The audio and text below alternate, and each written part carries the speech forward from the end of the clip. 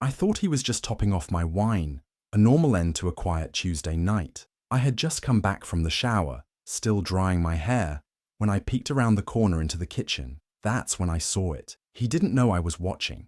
Michael was leaning over my plate with a tiny glass vial in his hand. It wasn't big, maybe the size of his pinky, but the way he tapped it gently, shaking out a few drops into my pasta, made my stomach twist.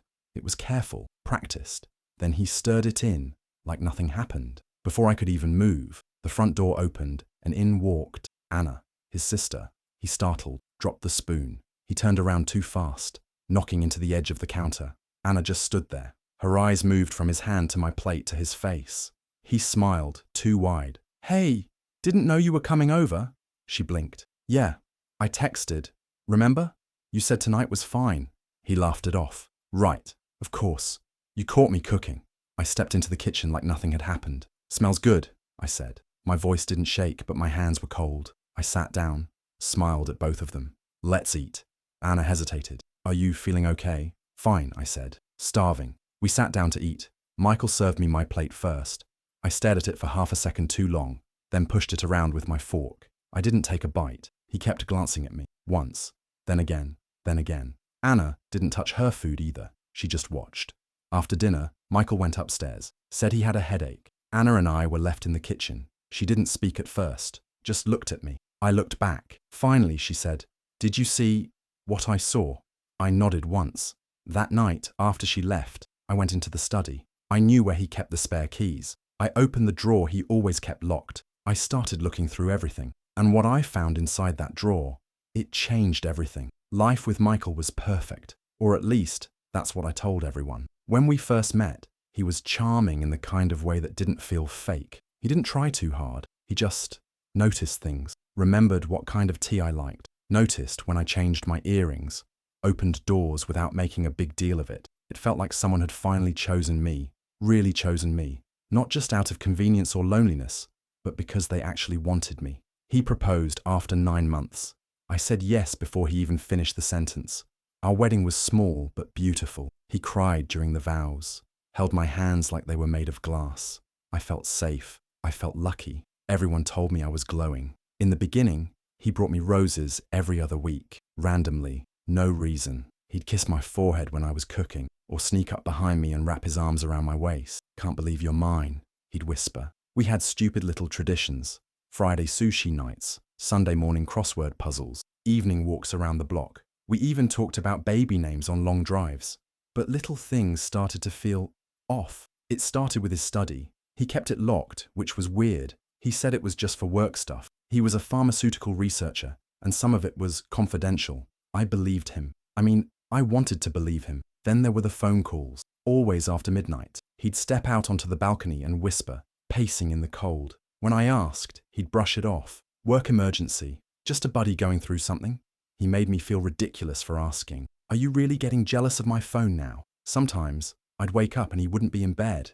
I'd find him downstairs in the dark, staring at his laptop or just sitting, not doing anything. If I brought up anything, the locked door, the late nights, the tension in his jaw when I mentioned his sister, he'd flip it on me. "You're imagining things," he'd say. "I think you're just stressed.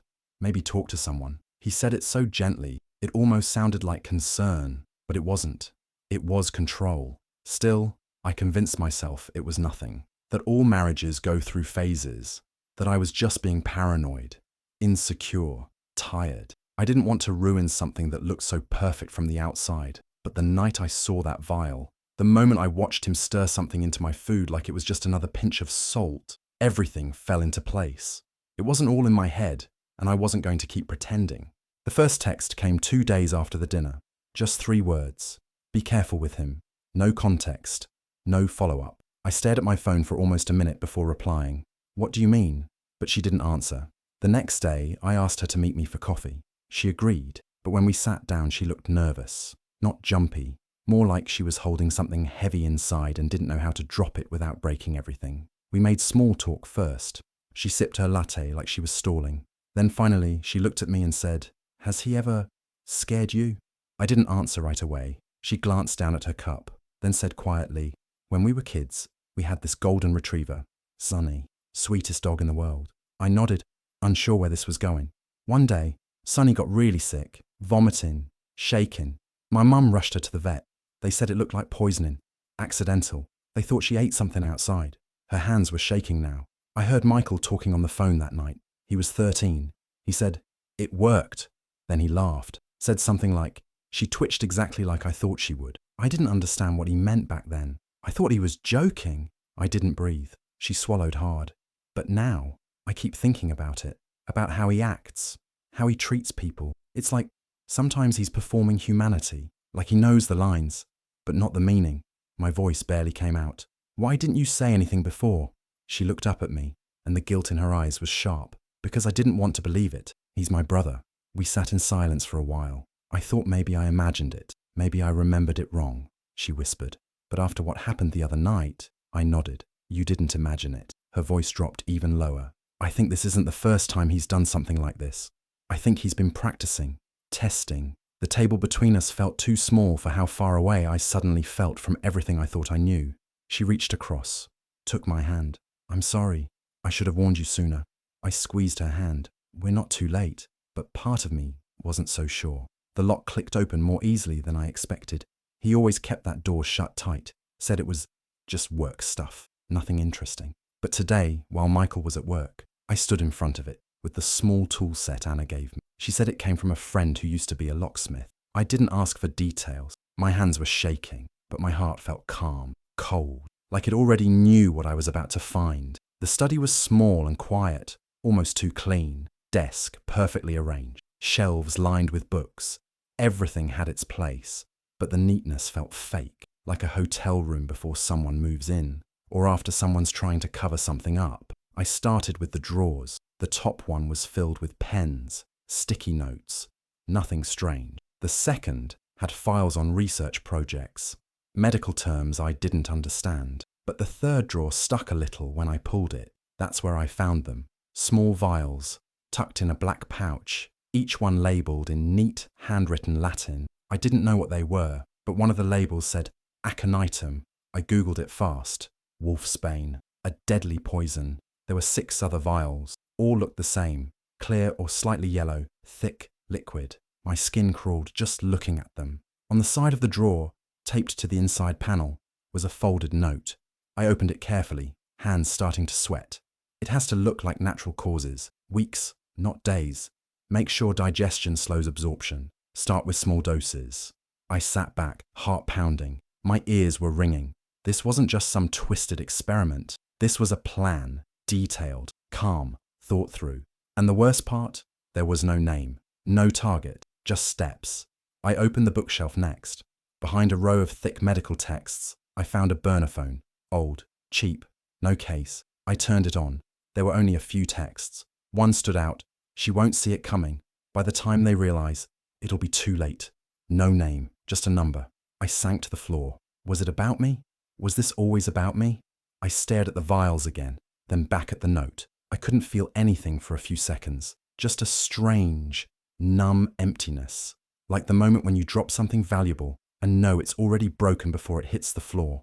I packed everything back exactly how I found it. Then I locked the study behind me. He'd never know I was in there.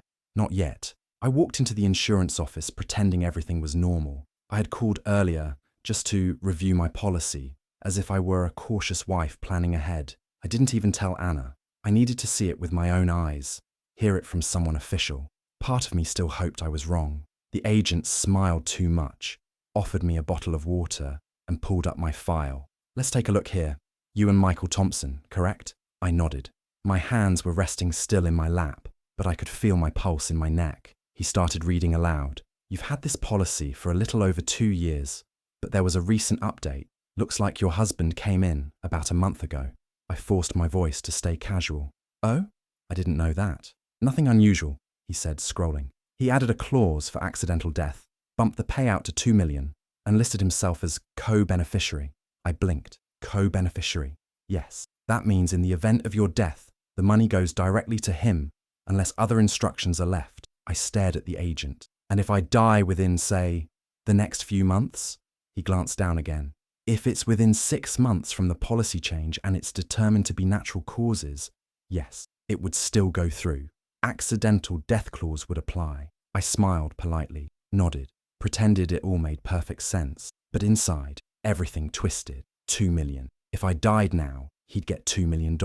And he'd set this up a month ago, just weeks before I saw the vial. Just weeks before I started noticing the wine, the little pushes to eat more, drink more. I walked out of that building and sat in my car for 10 full minutes before I could move. My hands felt cold on the steering wheel. Suddenly, all the sweet gestures, the wine nights, the new dinners, the quiet talks about our future, felt different, calculated. He wasn't trying to build a life with me. He was setting the stage for my death. I waited until dinner.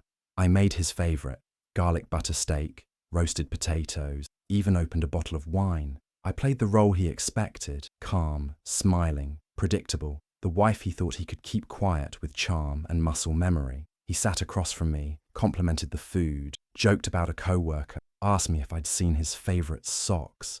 It was all so normal it made me feel sick. Halfway through the meal, I set my fork down and looked at him. "Michael," I said, "do you ever think we're not really who we pretend to be?" He glanced up. "That's kind of deep for a Thursday." "I mean it. Like, have you ever done something and hoped no one would ever find out?" He paused, mid-chew, smiled slowly. "Where's this coming from?" I shrugged. "Just a question. You okay?" There it was. I leaned back, looked him in the eye. "I think you've been hiding things from me." His smile didn't fade, but his eyes changed, just slightly, tighter, sharper. "Like what?" "I don't know. You tell me." He wiped his mouth with his napkin, calm, collected. "You've been acting strange lately. First the questions, now this." He leaned forward a little. "Have you been sleeping well?" I didn't answer. "You've always been a little anxious, but lately it's like you're spiraling." His tone was soft, like he was concerned, like he cared. "You've been forgetful, paranoid." I could feel the gaslight flickering to life between us. "I'm not paranoid." He reached across the table, touched my hand. "Babe, I think it might be time to talk to someone. A therapist, just to help you sort through things. You've been under a lot of stress, right?" I didn't move. His thumb brushed over my knuckles. "I'm not judging. I just want you to be okay." I nodded, eyes lowered. "Okay, maybe you're right."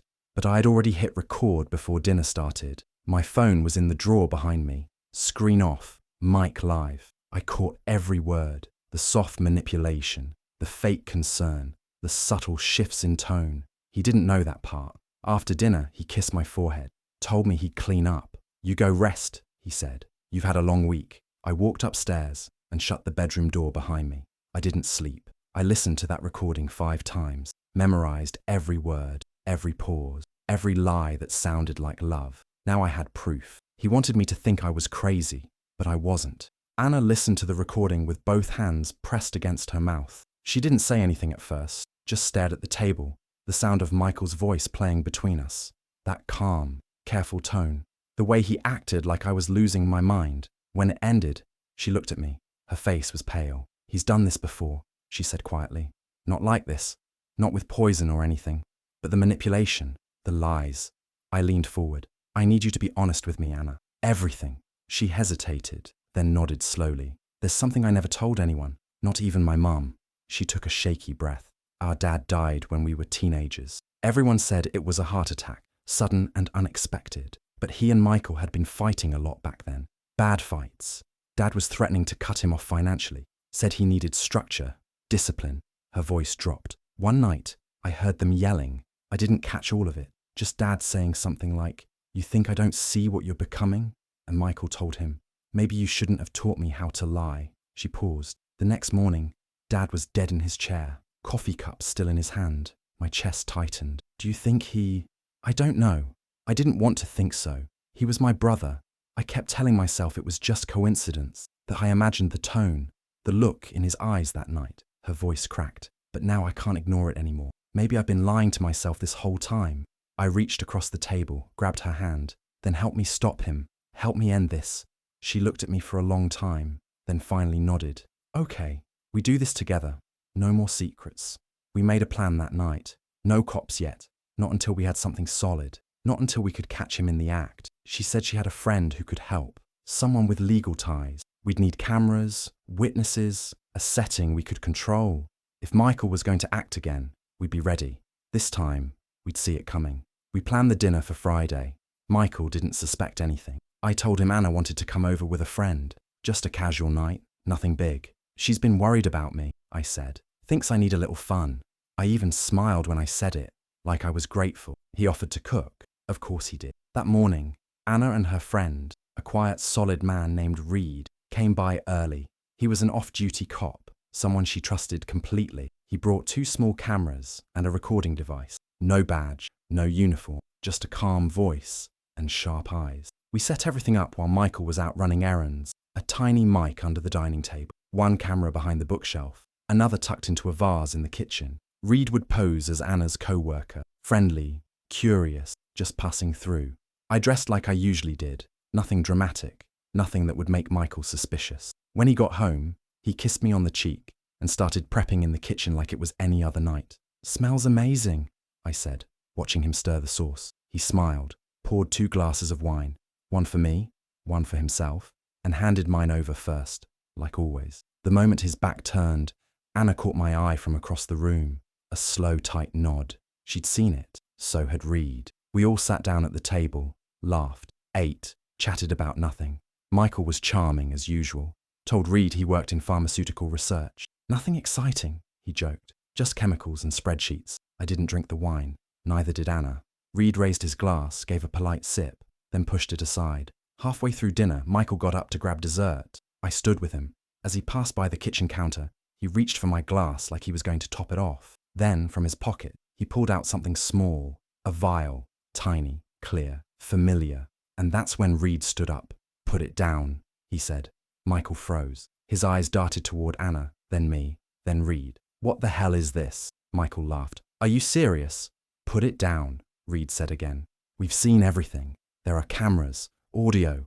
You're not walking away from this." For the first time, Michael looked afraid, really afraid. He dropped the vial. It hit the tile and shattered. Michael backed away from the counter like a cornered animal. His voice rose, sharp and fake laughing. Okay, this is a joke, right? A prank or something. Seriously, what the hell is going on?" Reed didn't flinch. "Sit down, Michael." Michael's eyes flicked to Anna. "You set me up. Are you kidding me right now? This is your idea." Anna didn't say a word. She just reached into her bag and pulled out a small recorder. Clicked play. The room filled with his voice. "You've been forgetful, paranoid. Maybe talk to someone." Then the silence that followed it. The chill that settled in as everyone stared at him, watching it all unravel. He went pale. His hands trembled at his sides, then curled into fists. "You're all insane," he hissed. "You've been poisoning her against me. You've always hated me, Anna, since we were kids." Anna's voice was low but steady. "No, I loved you.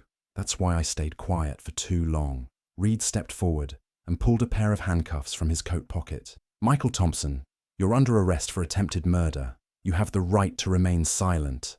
Michael exploded. He lunged toward Anna. "You traitorous bitch!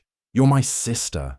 Reed moved fast, pinned him against the wall. One arm twisted behind his back. I stood frozen as Michael writhed and spat curses, still screaming her name like she owed him something, like being his sister meant covering for him. Even now, Anna didn't move. She didn't look away. She just watched him as the cuffs clicked shut. Michael turned his head to me, eyes wild. "And you think this makes you safe? You think this is over?" I didn't answer. I didn't need to. Reed pulled him toward the door. "I'll see you both in hell," he shouted. We let the door close behind him. Anna exhaled, long and shaky. I didn't think it would happen like that. I nodded slowly. My knees felt weak, but I stayed standing. "It's happening," I said, and for the first time in weeks, I believed it. The trial started 6 weeks later. Michael didn't try to deny much. The evidence was everywhere. Audio recording, the vial, the insurance documents, the hidden camera footage from that night. It all painted a clear picture. This wasn't a moment of rage. It was a plan, a quiet, careful plan to kill me and walk away a rich widower. The case made headlines in our town. Pharmaceutical researcher accused of poison plot against wife. Some people from his job showed up the first day. Most didn't come back. Even his lawyer looked uncomfortable when he read the details out loud in court. He pled guilty halfway through the proceedings, not because he felt bad, but because the DA offered a deal. Reduced sentence, no trial by jury, less time in exchange for full cooperation. He took it. When I testified, my voice didn't shake. I told them what I saw, what I heard, how I felt. I explained the fear, the gaslighting, the moment I realized the man I married was planning to kill me. Then, Anna took the stand. She didn't look at Michael once. She told the story of their childhood, the warning signs, the things she brushed off for years. She cried when she talked about their father and how she should have seen it back then. Michael stared straight ahead through all of it, cold, distant, like we were strangers on a bus. The judge called him a danger to society, sentenced him to 15 years, maybe less with good behavior, but enough time that he wouldn't touch my life again for a long time. After court, Anna and I walked outside together. It was cloudy, the kind of grey sky that makes everything look flat. I didn't feel relief, not exactly, just space, quiet, like my body had been holding its breath for too long and was finally letting go. You're free now, Anna said gently. I nodded, almost. The divorce went through soon after, fast, clean, final. I moved out of the house, left the furniture, the kitchen, the memories, got a small place with big windows. I started working again, saw a therapist, took long walks without looking over my shoulder. People asked if I missed him. I didn't. But sometimes I missed who I thought he was. Still, I survived. I learned. I woke up every morning and remembered I was still here, and that was enough.